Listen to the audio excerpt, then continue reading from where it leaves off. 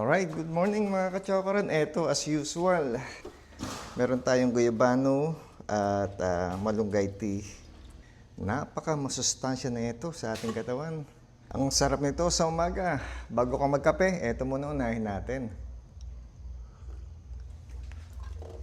Aray ko init.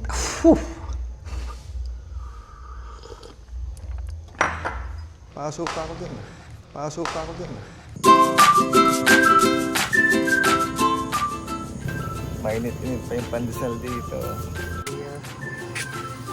Teka naman yung 10. Sige, 10 pa. Tagtag mo. Thank you. Kasi tatama na din. Hot pandesal sa umaga, napakasarap na ito. Yes, mga kachokaran na ito. Nagpakuha tayo ng buko pero masyado nang magulang siya. Hindi na siya pang buko salad. Kaya ang gagawin natin, kukunin na lang natin yung sabaw. Yeah, buko juice na ito. Kukunin natin at sayang naman. At walang ganyan po sa Canada. Kaya samantalayin natin pagkakataon dito na makainom or makakain ng mga fresh. At ito nga, kukunin natin yung sabaw ng buko.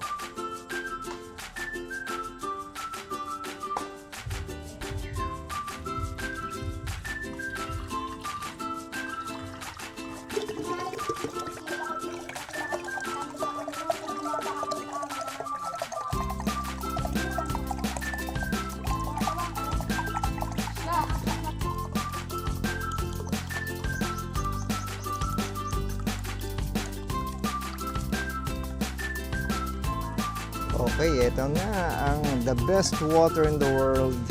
Tara na, inom tayo. Ito yung inumin natin sa maghapon. Fresh buko juice.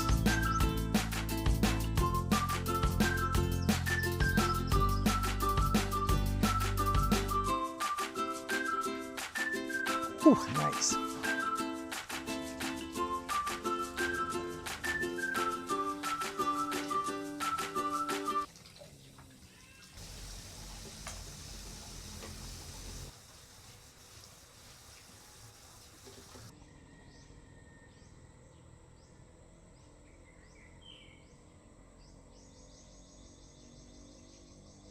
Welcome to my vlog! At eto nga, papunta kami sa bahay ng first cousin ko, si Ate Josie. Ayan, mamimitas daw kami ng dalandan or dalanghita. Ito, medyo magubat dito sa lugar nila. Ayun, malayo pa. Nagwa-warning na sa amin yung alaga nilang aso kasi nakatali.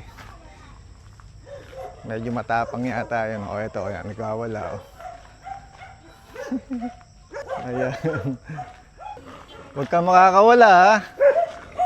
Oh. Nakawa naman, nakatali eh. So, ito yung bahay ng pinsang ko. Ayan, may mga swan. May bibe, may kambing. Ito, may isa pang aso na nandito nga sa kulungan niya. Oh, saan pupunta? Oh, ito pa yan.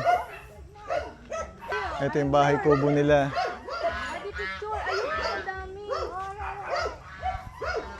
Oh, ang dami oh. Ito yung dalandan. Yung hinog na to, sarap. Dapat pumunta pala sila Ate Osel dito. Kahapon. Dati nga may alaga silang aso. May alaga silang baboy dito eh.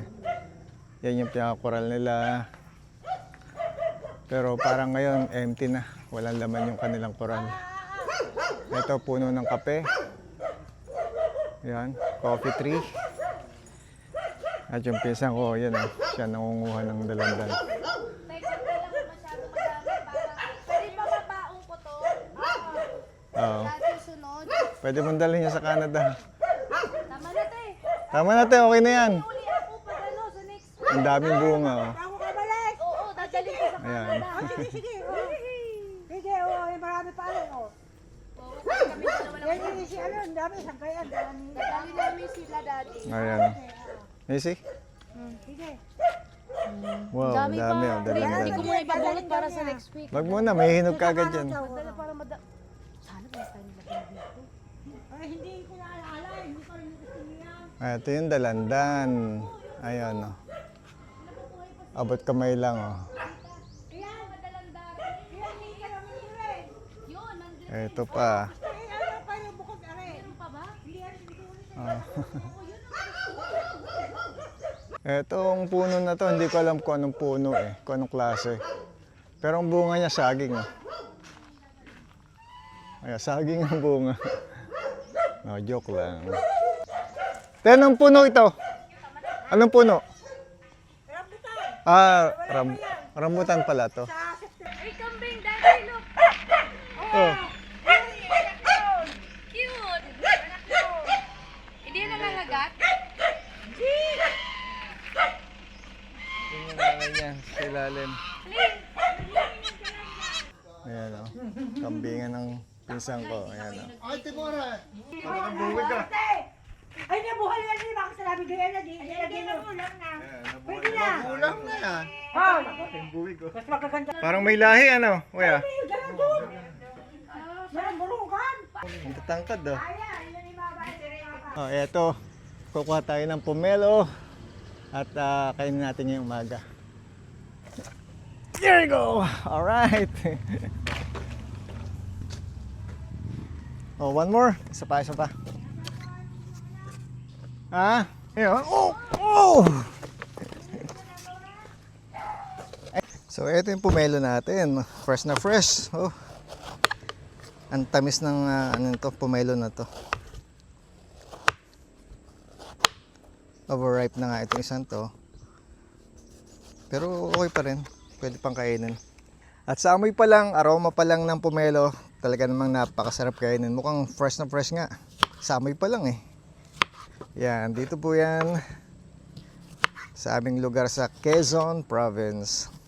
At sa mga friends natin dyan sa Alberta, Canada, mag-comment lang po kayo kung gusto niyo makatikim ng pomelo, fresh pomelo. At sisikapin natin makapagdala dyan sa Alberta. Okay. Sarap po. Very juicy. Okay mga ka-chokaran ko, tingnan nyo kung gaano ka-juicy ang pomelo na to. Squeeze natin to.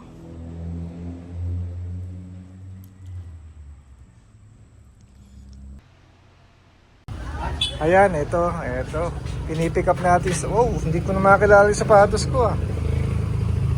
Ganda. Parang bagong-bago ulit. Sa Canada kasi mahal ang paggawa. Okay, so ito. Nice.